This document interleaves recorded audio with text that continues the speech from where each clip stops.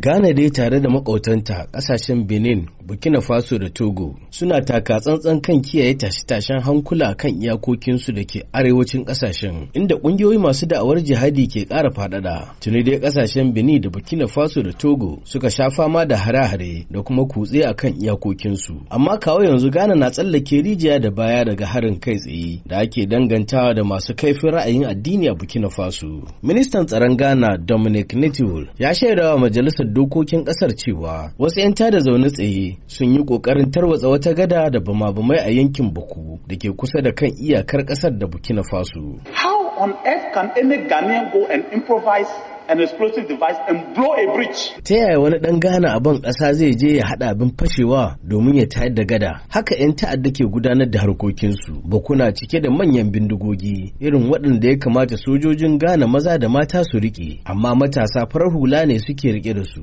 Ministan ya ƙara da cewa abin da ke faruwa a yau ba rikicin sarauta ba ne, waɗanda ke aikata hakan miyagun mutane ne, amma ana ƙara tsaurara matakan tsaro a yankin domin an ƙara yawan sojoji daga 50 zuwa 400. Kuma za a ƙara tura 500 a cikin wannan makon. Garin Bakude ya fada cikin rikici na tsawon shekaru da dama tsakanin al'ummomi biyu masu gaba da juna, wanda masana ke fargabar zai iya haifar da rashin zaman lafiya tare da baiwa masu tsaurin ra'ayin addini damar kutsawa cikin Ghana. Sau da yawa ana samun tashe-tashen hankula tsakanin ƙabilun Kusasi da Manfushi kan zaɓar sabon sarki a Mako. Adib Sani masani ne kan tsaro. Maganganun da muke receive about the activities of some groups a cikin Ghana akwai damuwa because a iya a plan a blow bridge it's a militant venture, so wannan duka ke gwada muna kaman batun bukun nan abinda muke fadi kullum don shi yanzu muke ganin nan. Naji ministan defense ko sojoji cikin parliament yake gwadawa kaman wanga magana ba batun sarauta bane. Mu duka mun sani batun sarauta ne, Manfushi sun ce nasu, Kusasi suka ce nasu.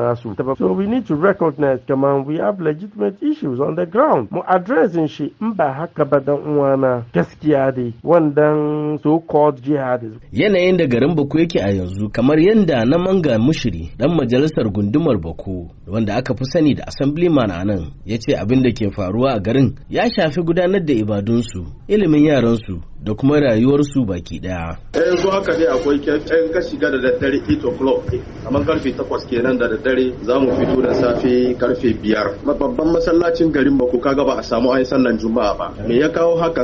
Muna gaba ɗaya shi muka ji an fara buge-bugen bindiga. Wayanda suka zo masallaci kuma suka watse. Liman yayi shiri zai zo masallaci an watse masallaci. Tun litini kenan zuwa juma'an ga ba wanda zai ce maka ya samu takamamme an tayi makaranta haka. Saboda ana makarantar zaka ji an buga bindiga ko kuwa can cikin dare a buga har gari ya waye.